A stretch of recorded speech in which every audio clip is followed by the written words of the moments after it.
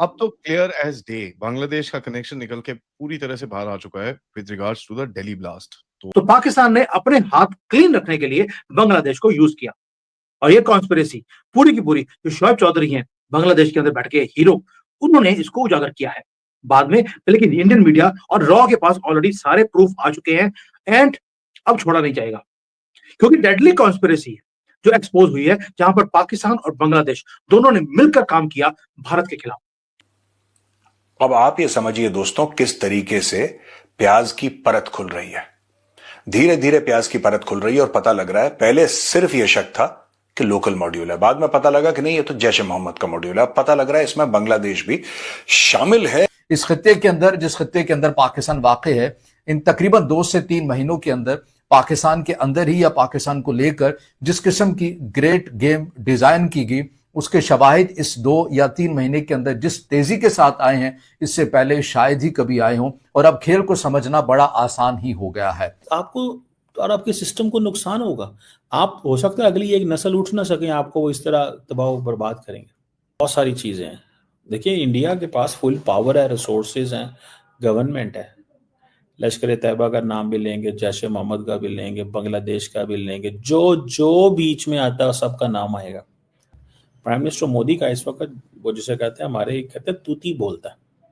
और दोस्तों मैंने आपको बहुत क्लियरली बताया था कि बांग्लादेश का बांग्ला गेट बन जाएगा अगर ये कहानी में हमें क्लियर एविडेंस मिल जाता है, अगर इस स्टोरी का क्लियर एविडेंस मिल जाता है और लिंकेज बांग्लादेश का होता है, क्योंकि बांग्लादेश का एक ऑफिशियल इन सारी मीटिंग्स में प्रेजेंट था। नाउ एक चीज देखिए, Hafiz Saeed is not sitting idle. Lashkar Taiba planning terror attack in India from Bangladesh.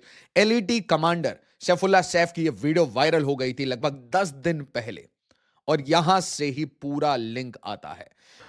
यानी इंटेलिजेंस ने यह फाइंड किया है कि दिल्ली के ब्लास्ट का लिंक कहीं ना कहीं ढाका यानी बांग्लादेश से था। जी अब आगे देखिए खेल किस तरह से रचा गया है।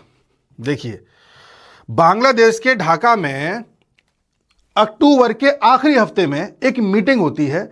इस मीटिंग में कुछ लोग फिजिकली शामिल थे, कुछ लोग वर्चुअली शामिल थे। वर्चुअली शामिल था पाकिस्तान में रह रहा सैफ, जो इन सब चीज़ों का मास्टरमाइंड रहता है। वो फिजिकली इसलिए नहीं आया क्योंकि ट्रेस हो जाता वो, तो उसने कहा वर्चुअली अटेंड करेंगे। बाकी ढाका में मीटिंग हुई थी और इसमें 7 ऐसे लोग थे जो फिजिकली इस मीटिंग को अटेंड किए थे।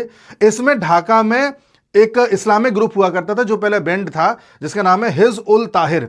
इसका हेड जुबैर अहमद चौधरी यहां पर मौजूद था। सैफ का राइट हैंड यहां पर मौजूद था और मरकाजी जमीयत अल ए हदीस इब्तिसाम इलाही जहीर, सांस फूल गई, बड़ा लंबा सा नाम है इसका, जो जनरल सेक्रेटरी है वो मौजूद था। और बांग्लादेश का इंटरिम रिजीम का जो सेक्रेटरी होम अफेयर्स है डॉक्टर नसीरुल घनी, वो मौजूद था। यानी कि मोहम्मद यूनुस जो है, मोहम्मद यूनुस की जो सो कॉल्ड गवर्नमेंट चल रही है, उसके भी आदमी इसमें मौजूद थे। और साफ साफ इसमें दिख रहा है इंटरिम रिजीम, जो अंतरिम सरकार चल रही है, उसका secretary of home affairs Nasirul घनी यहां पर मौजूद था।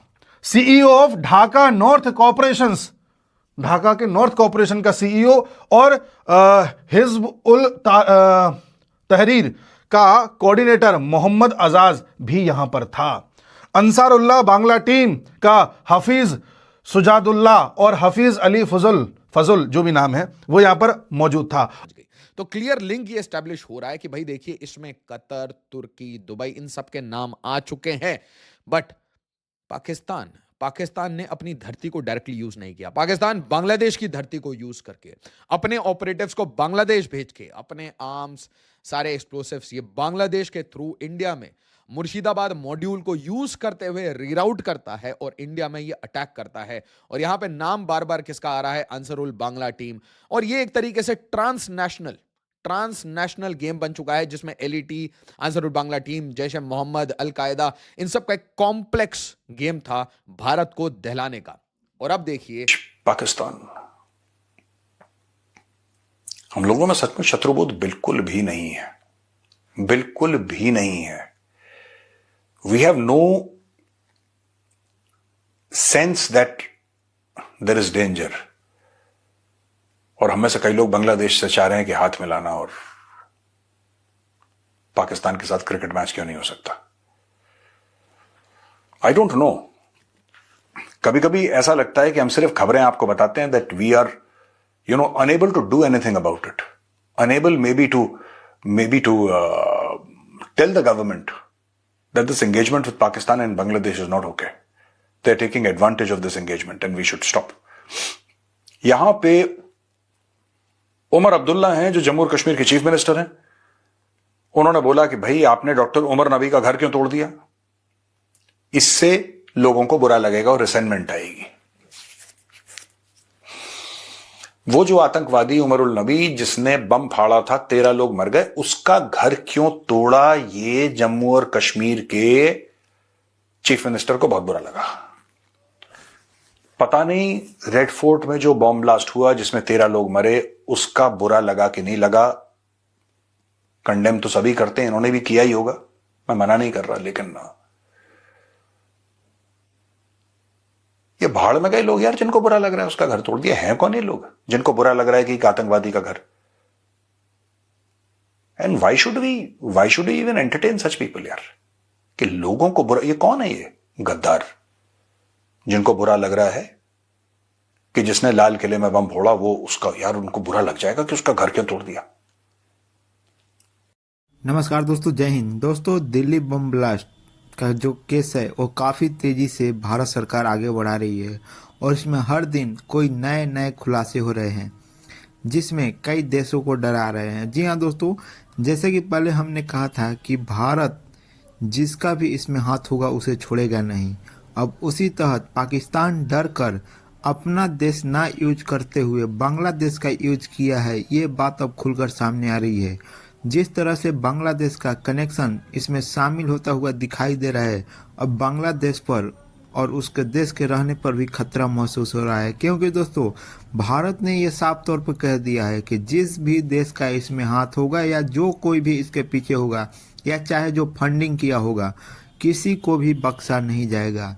और जैसे जैसे ये केस सामने आ रहा है, सारे देश की टेंशन बढ़ा हुआ है और अपनी सांसें रुकी हुई है। दोस्तों, वीडियो पसंद है, वीडियो को लाइक करें, शेयर करें, चैनल को सब्सक्राइब करें। दिल्ली के ब्लास्ट दोस्तों रैंडम नहीं थे, प्लान था, कोऑर्डिनेटेड था और एग्जीक्यूट किया गया प्रिसीजन के साथ।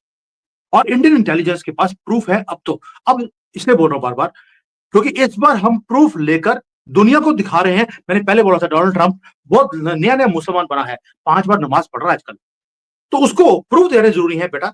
जिसके साथ तू ये इतना खुशियां मना रहा है, वो क्या करते हैं ये देख ले। और शॉकिंग एविडेंस क्या है कि अक्टूबर के एंड में एक बहुत ही अपस्केल नेबरहुड है ढाका में, वहां पर सीक्रेट मीटिंग होती है जहां पर पाकिस्तान का most wanted terrorist Saifullah Saif वो ज्वाइन करता है वर्चुअली ताकि पकड़ा ना जा सके। ऑनलाइन मीटिंग होती है और बॉम्बशेल ये है कि गवर्नमेंट में जो यूनिट गवर्नमेंट है उसके 2 ऑफिशियल्स उस मीटिंग को अटेंड करते हैं। ये ऑफिशियल्स हैं